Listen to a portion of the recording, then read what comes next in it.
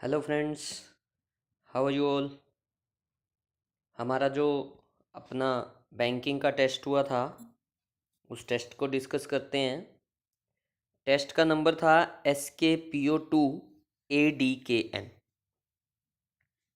आज हम इस टेस्ट में क्लोज टेस्ट, एक एरर का जो क्वेश्चन है वो, और उसके साथ में लास्ट के 5 क्वेश्चन थे 26 to 30, जिनके अंदर कॉम्प्लीमेंट वाले क्वेश्चंस थे, उन सब क्वेश्चंस को डिस्कस करने वाले हैं। तो सबसे पहले 10th क्वेश्चन को देखते हैं। जो 10th क्वेश्चन था, रोज की तरह टेस्ट का लिंक गिवन है डिस्क्रिप्शन के अंदर। जिन्होंने भी ये टेस्ट ना किया हो अटेम्प्ट, पहले वो टेस्ट को अटेम्प्ट कर सकते हैं and then they can watch this video. ठीक है, तो स्टार्ट कर रहे हैं हम। 10th क्वेश्चन देखो। 10th क्वेश्चन में एरर बताना था। पढ़ते हैं क्या कह रहा है। कह रहा है the court paper set Miss Sorrell had learned the dean had also harassed other women employees at the university। कह रहा है कोर्ट के पेपर्स, जो पेपर्स का मतलब हो जाता है डॉक्यूमेंट्स में लिखा था, मतलब कुछ ऐसा कि Miss Soral had learned, Miss Soral जो है उनको पता लग चुका था। The dean had also harassed other women employees. देखो वैसे सेंटेंस पढ़ा जाए तो बिल्कुल करेक्ट सा लग रहा है, लेकिन इसके फोर्थ पार्ट में एरर है। ये विमेन एम्प्लॉयज़ नहीं होना चाहिए, it should be female employees.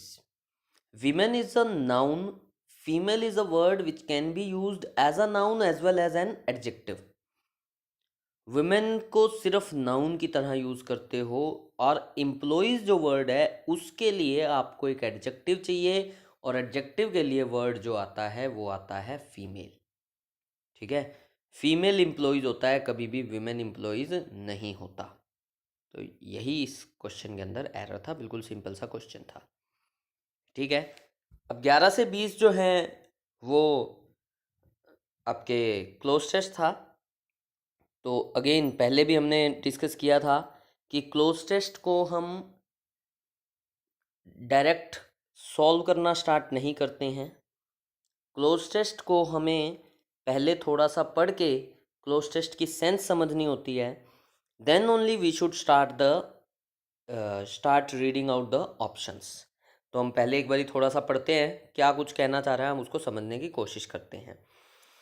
कह रहे Donald Trump surprise win in the US presidential elections has lent the dollar new wings. कह रहे डोनाल्ड ट्रंप की जो सरप्राइज विन हुई है यूएस प्रेसिडेंशियल इलेक्शन में, उसने डॉलर को नई विंग्स दे दी हैं, मतलब कि डॉलर को पंख से लग गए हैं। It has dash against most currencies including the rupee, on the expectation that his economic policies will dash growth and inflation in the world's largest economy। कह रहे कि डॉलर को देखो पहले क्या लिख रहा है। कह रहा है डॉलर को नए विंग लग गए हैं, नए पंख लग गए हैं। तो it has dash against most currencies, तो ये मोस्ट करेंसीज के खिलाफ क्या हुआ होगा, बढ़ेगा ना भाई। विंग लगे हैं तो ऊपर ही चढ़ेगा। ठीक है, तो बढ़ने वाला कुछ ऑप्शन चाहिए। अभी हम ऑप्शंस नहीं देख रहे हैं।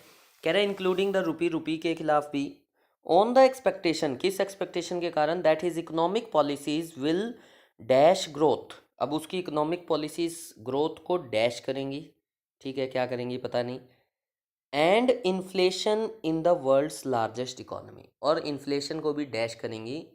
ग्रोथ और इन्फ्लेशन को क्या करेंगी, कुछ बढ़ाएंगी, कुछ ऐसा ऐसा ही तो ऑप्शन चाहिए होगा। ग्रोथ को हम हमेशा बढ़ाना चाहते हैं। The dash of the Federal Reserve raising interest rates provided an updraught. कह रहा है the dash of the Federal Reserve raising interest rates. Federal Reserve जो है ना, फेडरल रिजर्व जो है वहाँ का रिजर्व बैंक ऑफ, जैसे हमारा रिजर्व बैंक ऑफ इंडिया है सेंट्रल बैंक, वहाँ के सेंट्रल बैंक को बोला जाता है Federal Reserve. Raising interest rates provided an updraught. तो कह रहे हैं कि शायद वो कह रहे हैं कि भाई हम ना, रिजर्व बैंक वहाँ का कह रहा है कि हम ना इंटरेस्ट रेट जो है वो बढ़ाएंगे, तो इससे एक अपड्रॉट मिला है। अपड्रॉट जो वर्ड है इसका मतलब होता है एक upward movement that helped the dollar extend a dash appreciating streak against the euro last week and push the rupee past 68 to $8। तो कह रहा है इससे जो है ना डॉलर फिर से और बड़ा अप्रिशिएटिंग स्ट्रीक मिली उसको, स्ट्रीक हो जाती है एक लाइन, अप्रिशिएट होता है करेंसी, जब अप्रिशिएट होती है तो वो दूसरी करेंसी के खिलाफ बढ़ती है, ठीक है ना। तो appreciating streak against the euro last week and push the rupee past 68 to $1, और रुपी जो है 68 रुपीज़ क्रॉस कर गया पर डॉलर, ठीक है, यानी कि $1 की वैल्यू 68 रुपीज़ से भी ज़्यादा हो गई। In congressional testimony last week, Fed Chair Janet Yellen signaled that the central bank was dashed to a decision to raise rates again। ठीक है भाई, फेडरल बैंक भी रेट बढ़ाने वाला है, कुछ ऐसी बातें चल रही हैं। अल्टीमेटली क्या बात चल रही है कि प्राइस जो डॉलर है ना वो बढ़ रहा है। हम स्टार्टिंग में चलते हैं, वापस से शुरू करते हैं और विद ऑप्शंस देखेंगे अब की बारी। देखो क्या लिख रहा है, कह रहे Donald Trump's surprise win in the US presidential election has land the dollar new wings. Dollar को न्यू विंग्स मिले हैं।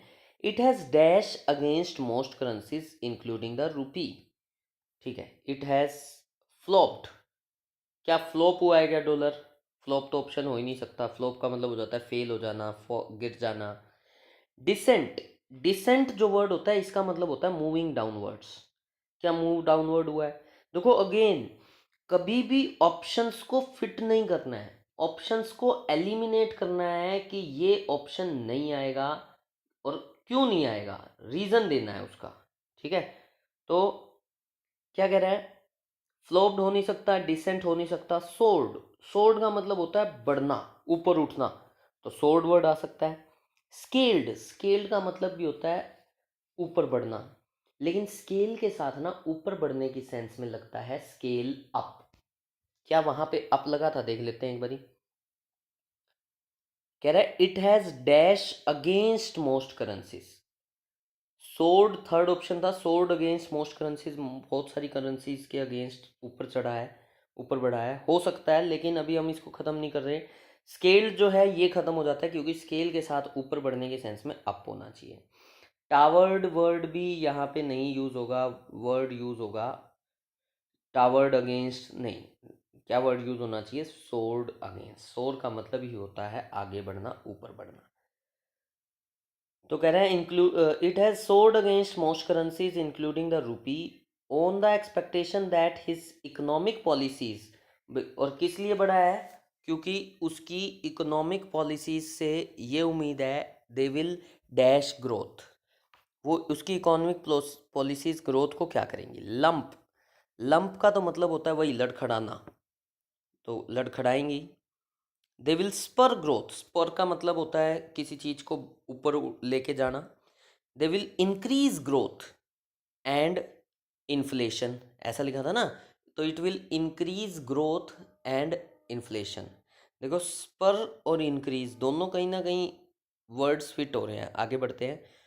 इट विल मोटिव, मोटिव का तो वैसे ही कोई सेंस नहीं, ग्राउंड भी नहीं आ सकता, वर्ड बनता है या तो स्पर या वर्ड बनता है इंक्रीज। देखते हैं कॉन्टेक्स्ट के अंदर कौन सा फिट हो रहा है। कह रहा है on the expectation that his economic policies will spur growth and inflation in the world's largest economy, या increase growth and inflation। देखो ग्रोथ वगैरह जो होती है ये स्पर होती हैं, ग्रोथ वगैरह के लिए हम इंक्रीज वर्ड यूज़ नहीं करते। ये कॉन्टेक्स्ट, कौन सी कॉन्टेक्स्ट के अंदर कौन सा वर्ड यूज़ होता है उस सेंस से हमें पता लगना चाहिए। स्पर का मतलब ही होता है टू इंक्रीज समथिंग, ठीक है, लेकिन यहाँ पे इंक्रीज वर्ड यूज़ ना होके यहाँ पे वर्ड जो बेस्ट सूटेबल है दैट इज स्पर। तो growth and inflation in the world's large, it will spur growth and inflation in the world's largest economy.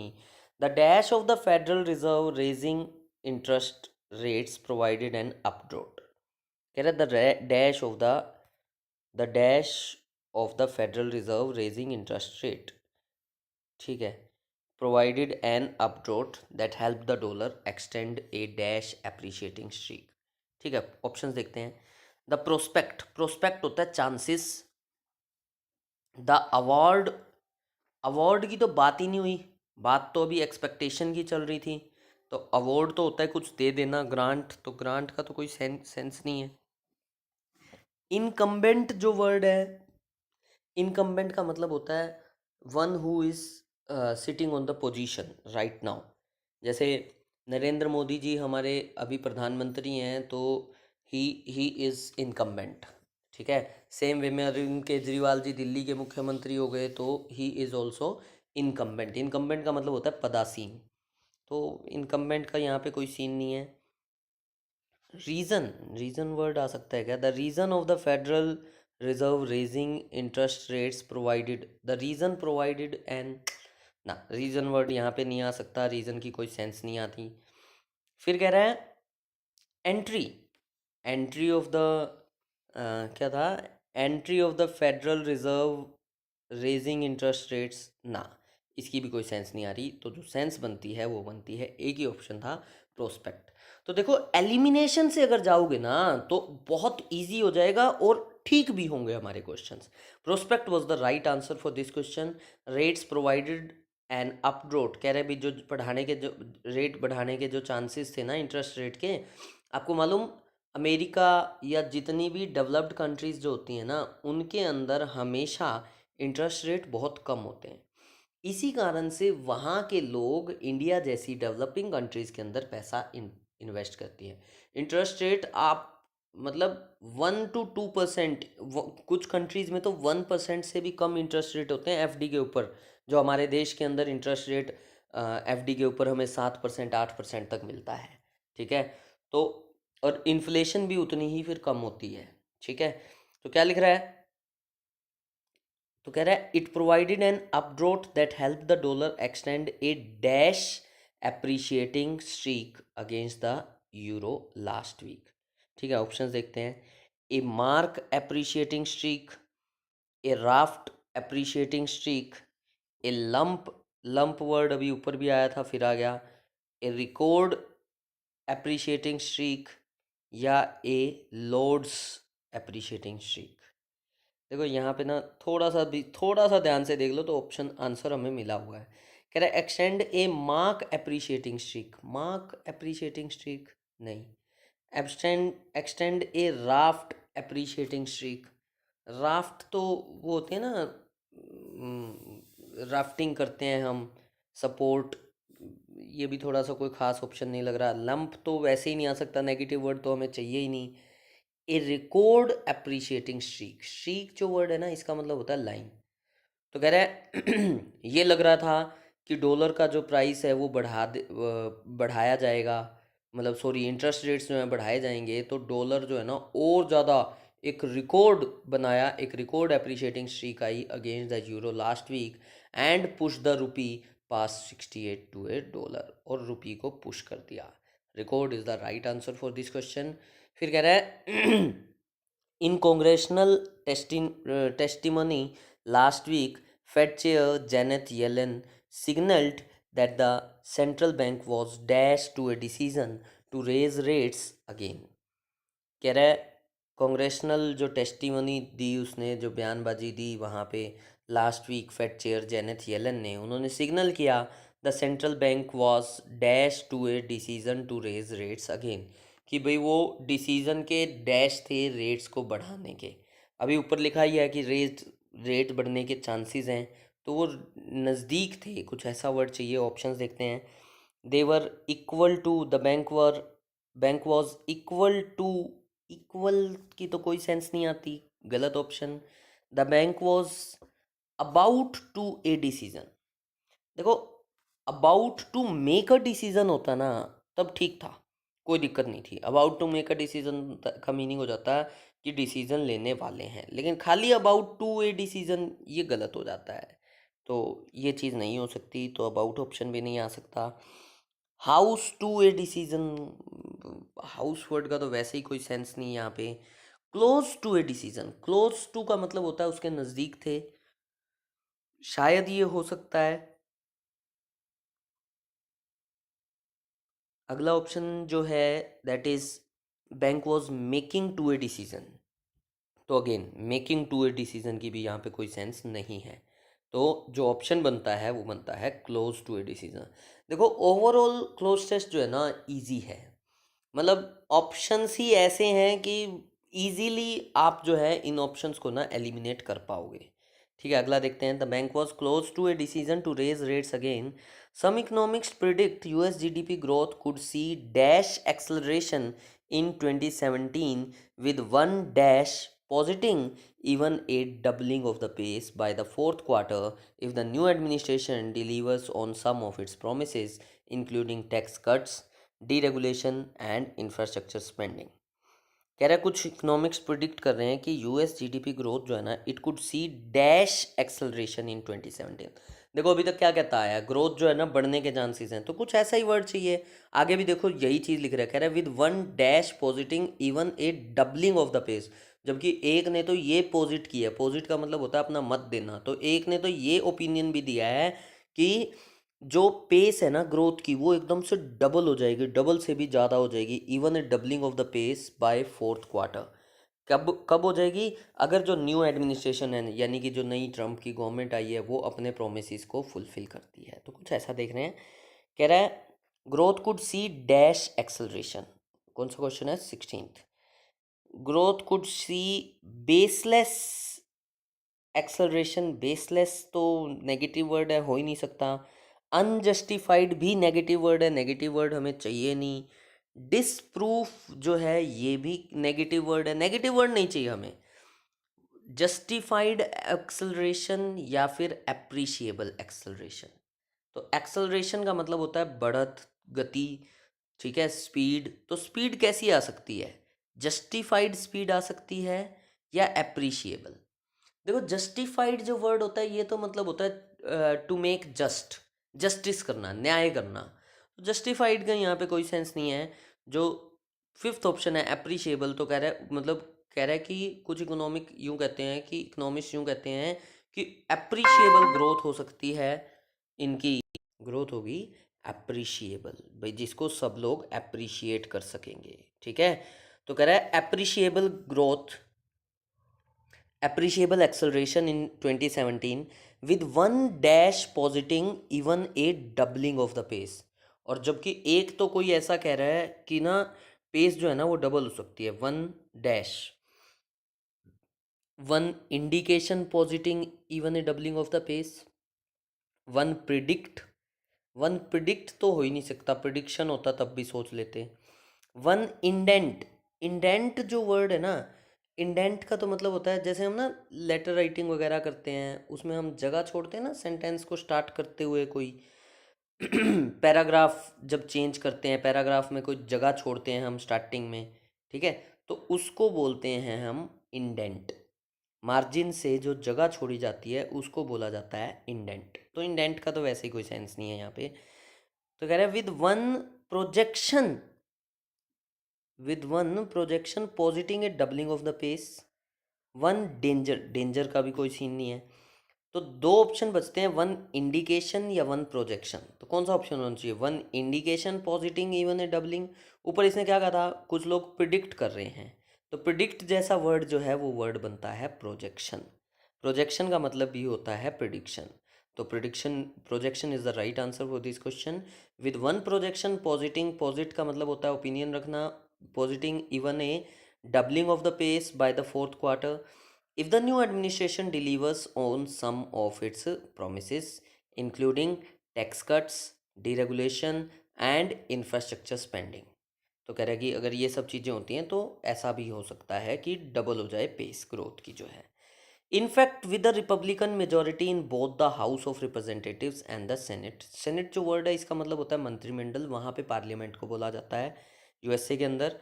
तो कह रहा है इसके पास दोनों हाउसेज में, मतलब जैसे हमारे यहाँ राज्यसभा और लोकसभा है, वहाँ पे वही है representatives and the house of senate, दोनों जगह पे उसके पास क्या है, रिपब्लिकन मेजॉरिटी है।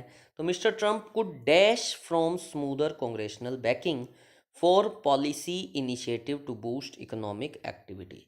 तो ट्रम्प जो है ना वो क्या कर सकते हैं, उनको स्मूदर कांग्रेशनल बैकिंग मिल सकती है, तो उससे वो क्या करेंगे, डैश करेंगे। क्या करेंगे भाई, ऑप्शन देखते हैं। He could benefit from smoother congressional banking, फ़ायदा मिल सकता है, हो सकता है भाई ये ऑप्शन तो छोड़ देते हैं।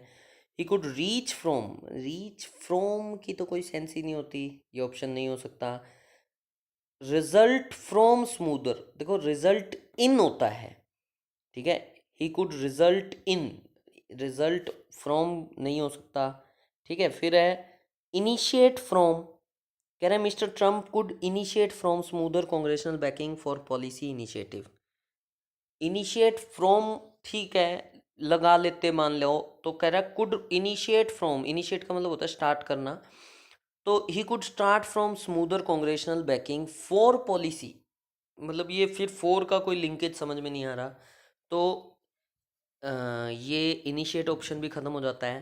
कह रहे हैं Trump could make from smoother congressional backing, वो कुछ बना सकते हैं, क्या बनाना है भाई, कोई रोटी वोटी बनानी है क्या, कुछ नहीं बनाना है यहाँ पे, तो मेक फ्रॉम भी ऑप्शन नहीं आ सकता, आंसर जो बनता है वो बनता है बेनिफिट फ्रॉम, बेनिफिट फ्रॉम।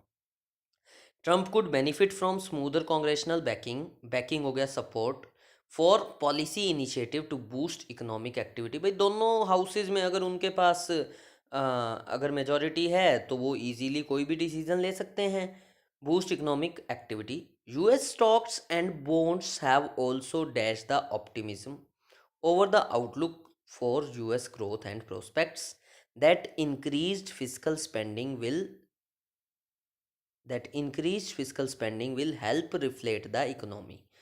देखो एक वर्ड होता है इन्फ्लेट, एक होता है रिफ्लेट। रिफ्लेट जो वर्ड होता है ना, इन्फ्लेशन तो देखो जनरली बढ़ती है, रिफ्लेट जो वर्ड होता है जब गवर्नमेंट जानबूझ के मार्केट के अंदर पैसा डालती है ताकि लोगों के पास पैसा आए और डिमांड्स बढ़ें और इन्फ्लेशन अल्टीमेटली अपने आप बढ़े, उसको बोलते हैं रिफ्लेट। तो क्या लिख रहा है, कह रहा है US stocks and boards have also dash the optimism, उन्होंने भी ऑप्टिमिज्म को डैश किया है, क्या किया होगा देखते हैं। हैव आल्सो स्ट्राइक, देखो स्ट्राइक वर्ड तो आ ही नहीं सकता, हैव लगा है, हैव के साथ ना थर्ड फॉर्म चाहिए, स्ट्राइक तो हो ही नहीं सकता।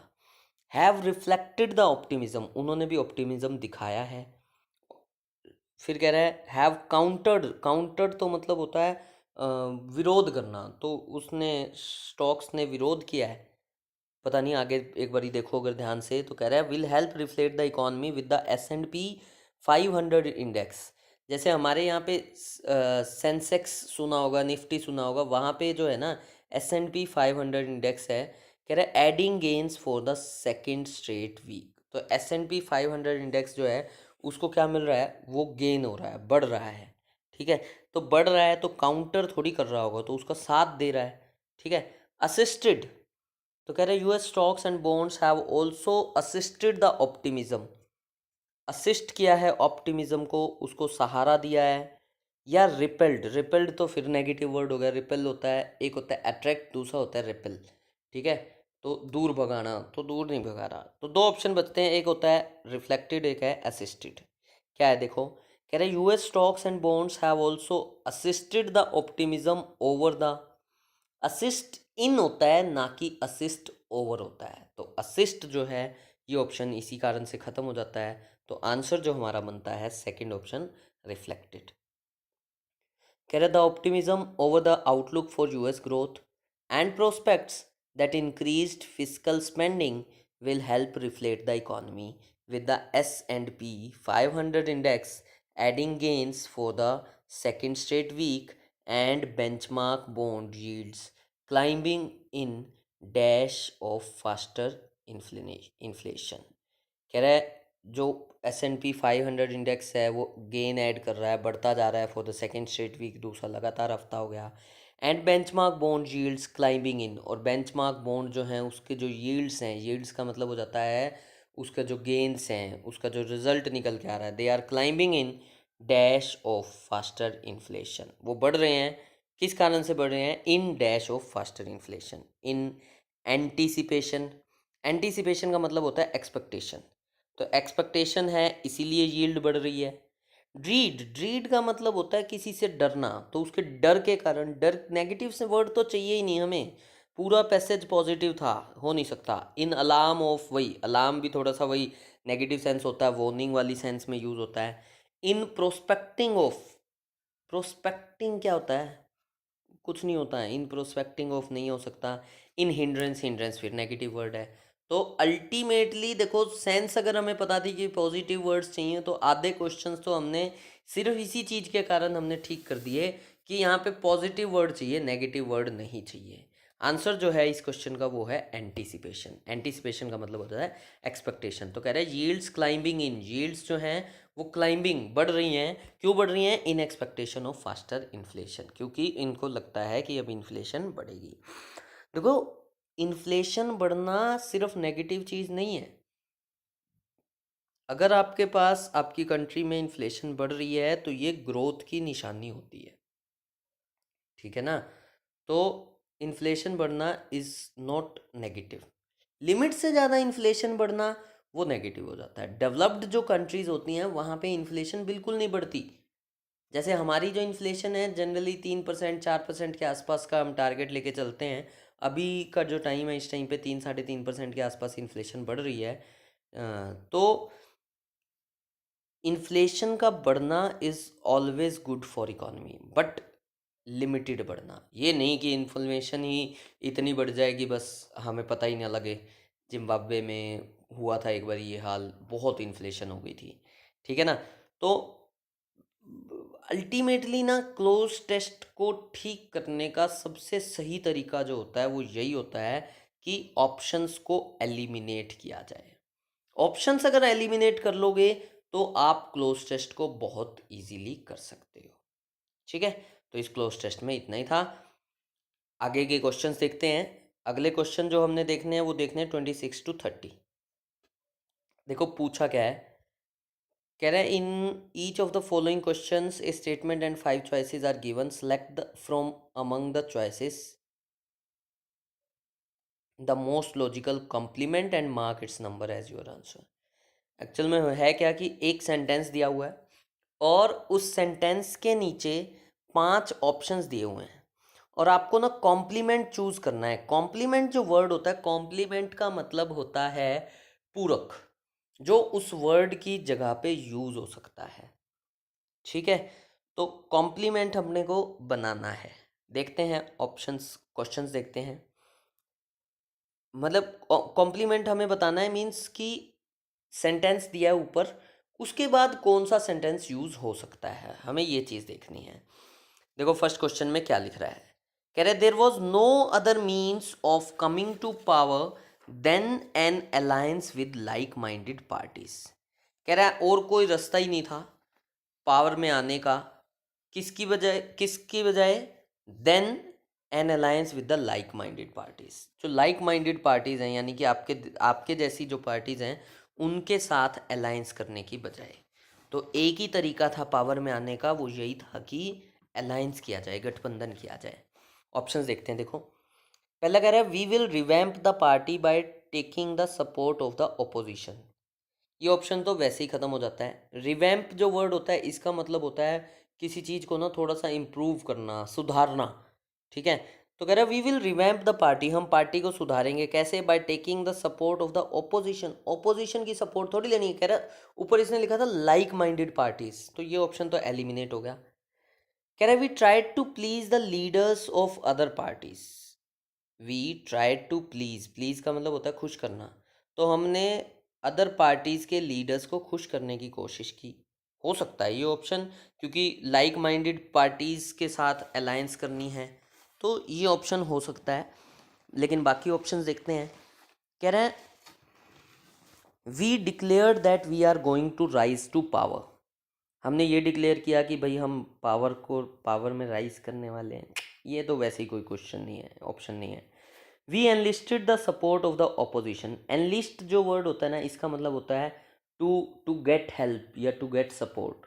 तो हमने सपोर्ट ली, किसकी सपोर्ट ली?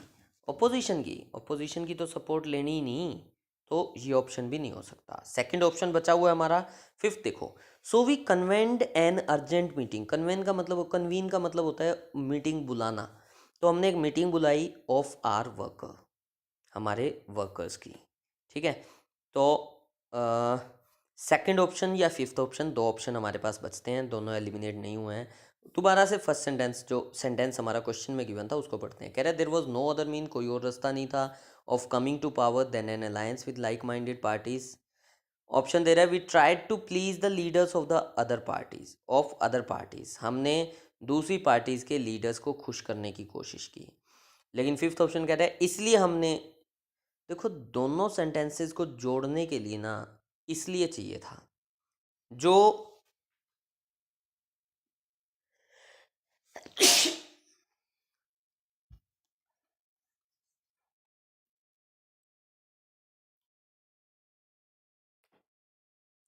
तो दोनों सेंटेंसेस को जोड़ने के लिए हमें इसलिए चाहिए था, जो कि हमें फिफ्थ सेंटेंस में मिल रहा है। तो फिफ्थ सेंटेंस में जो सो आया है वो हमारा राइट आंसर बनता है। ठीक है, अगला देखो, कह रहा है facilities in the village hospital are insufficient and outdated.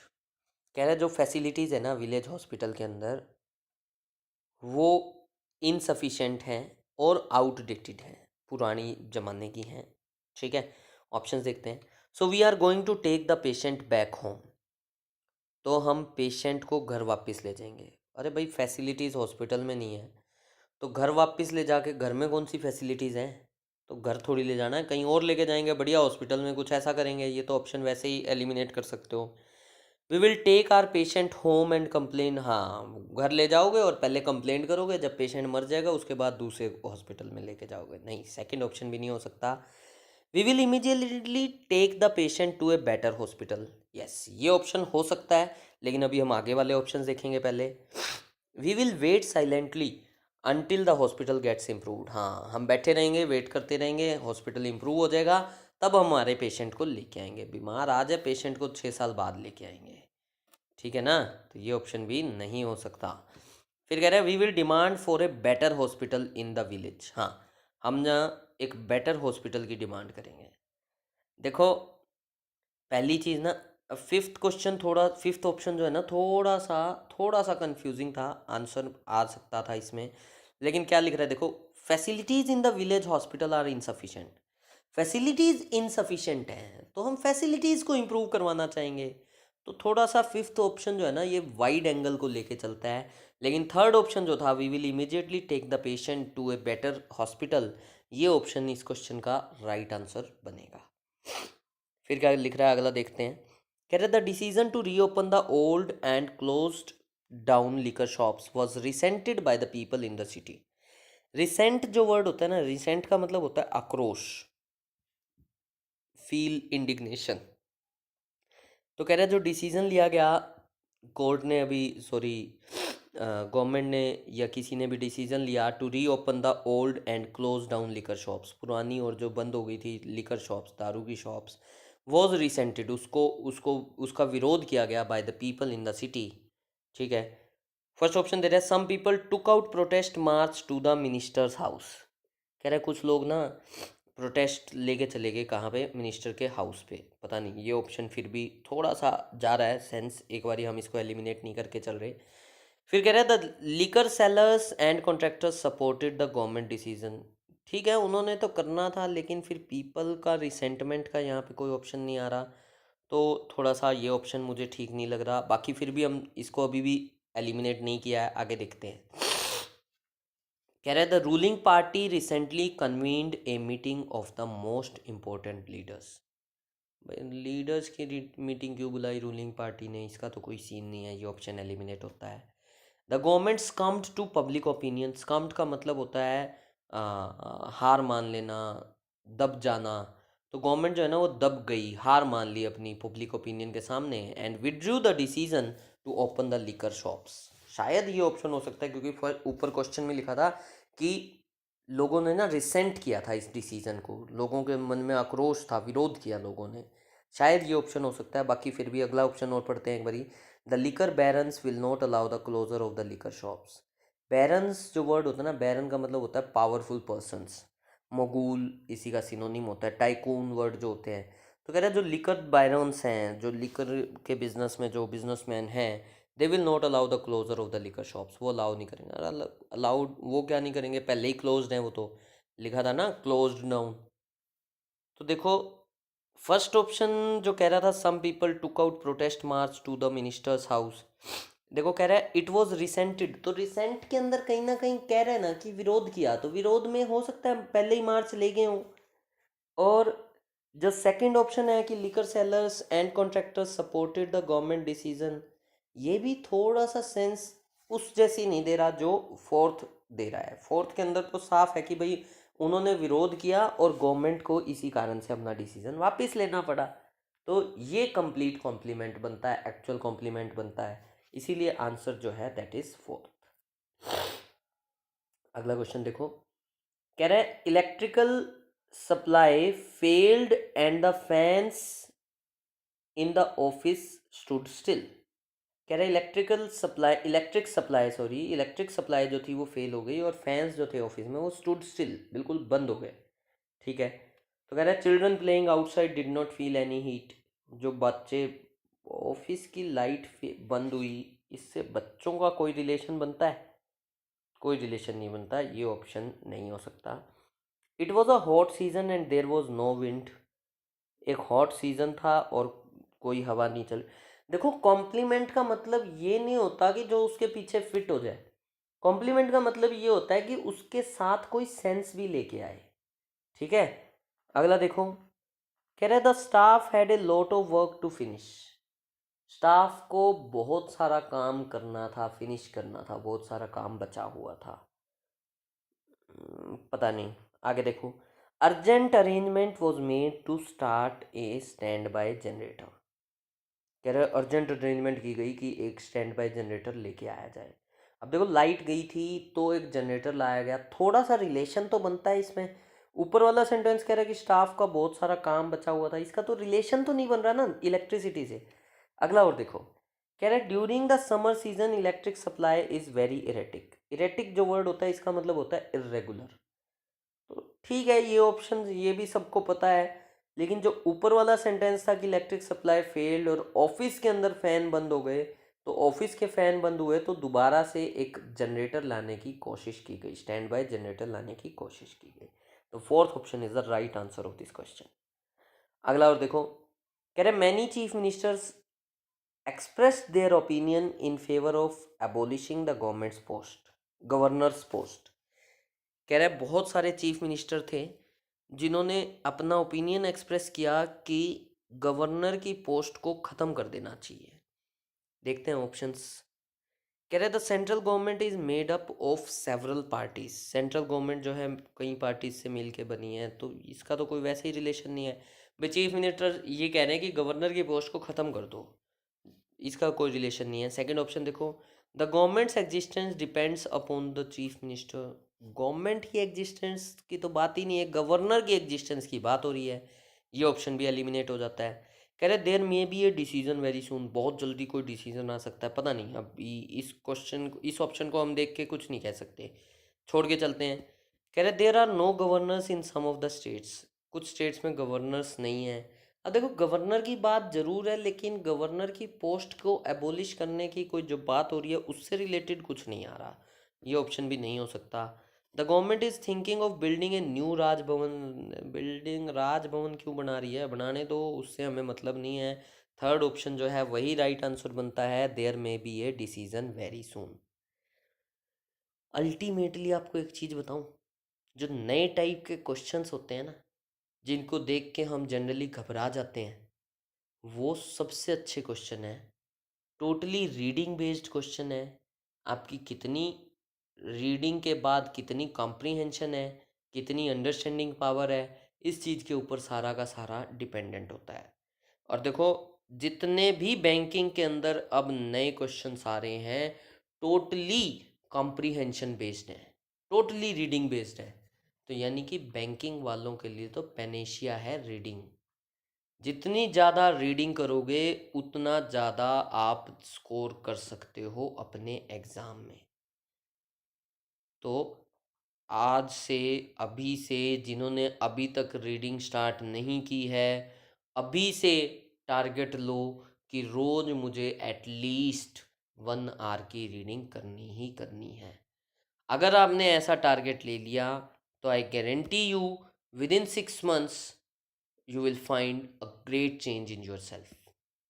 ठीक है, लेकिन हाँ, अगर नहीं लिया तब कोई खास फर्क नहीं पड़ेगा। ठीक है, चलो आज के लिए थैंक यू फ्रेंड्स।